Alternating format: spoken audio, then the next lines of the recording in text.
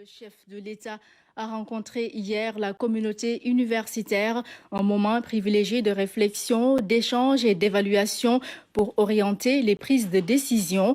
Au cours de cette rencontre, le président Macky Sall a rappelé les efforts budgétaires et les réalisations substantielles. La synthèse de Oumar Nyinga. La toge académique est assez symbolique. Avec la communauté universitaire, le président de la République, Macky Sall, est dans un moment à la fois symbolique et historique.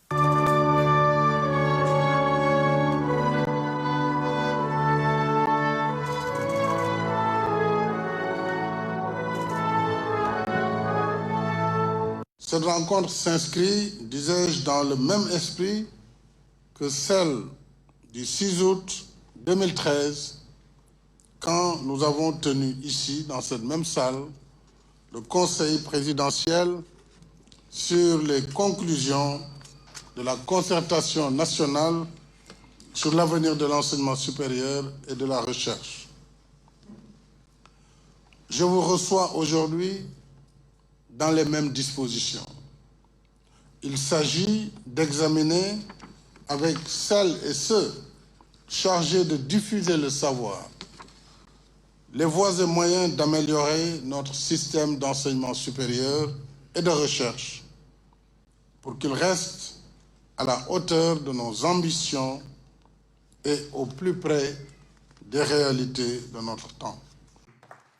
Pour un enseignement supérieur de qualité, il faut se donner les moyens. Le chef de l'État l'a compris.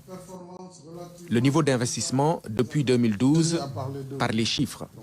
Les dotations budgétaires du secteur de l'enseignement supérieur sont passées de 117 milliards en 2012 à 241 milliards en 2022, soit plus du double en 10 ans. Cet effort budgétaire nous a permis les réalisations suivantes. L'élargissement de la carte universitaire avec l'ouverture des universités du Sine Saloum El Hadji Ibrahima Niass, du Sen, Amadou Mahtar Mbow, de Diamniadio, UAM, mais aussi des instituts supérieurs d'enseignement professionnel, une innovation majeure est l'université virtuelle du Sénégal. Les efforts sont également visibles dans le renforcement de l'écosystème universitaire, de ses ressources humaines et de ses équipements. L'évolution du nombre d'enseignants-chercheurs qui passe de 2027 enseignants en 2015 à 2348 en 2021. Et celui des personnels administratifs, techniques et de services, les PATS, dans les œuvres sociales qui passent de 2745 en 2012 à 6225 agents en 2021. La construction et l'équipement de 100 laboratoires, la mise en service imminente du supercalculateur, du microscope électronique et des équipements de biotechnologie de dernière génération. La construction de nouveaux pavillons pour une meilleure prise en charge des besoins en logement des étudiants, pour un investissement de plus de 79 milliards.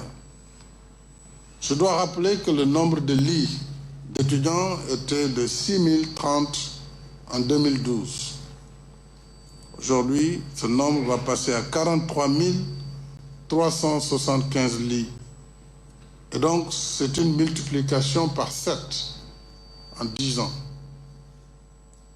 L'augmentation considérable des budgets des œuvres sociales, notamment sur les chapitres restauration, personnel, frais médicaux, dont plus de la moitié destinée aux bourses et aides. Ainsi, là aussi, le nombre de boursiers sénégalais est passé de 77 924 étudiants en 2011-2012 à 122 778 étudiants boursiers aidés en 2020-21. Et les ressources allouées aux bourses et aides ont presque doublé, passant de 40 milliards en 2012 à 70 milliards en 2021. Malgré les efforts budgétaires et les réalisations substantielles, le président Macky Sall se dit conscient des limites et du chemin à faire pour un enseignement supérieur d'un rêve. Il y a là autant de chantiers à construire ou à parfaire.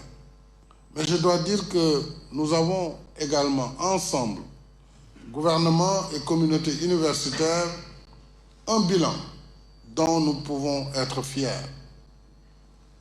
Nous en sommes tous réunis ici la preuve vivante, puisque pour l'essentiel, nous sommes tous et toutes des diplômés de l'université sénégalaise. Moi, je suis toujours très heureux et très honoré de dire que j'ai fait mes humanités à l'université de Dakar, l'université Cheikh Anta Diop.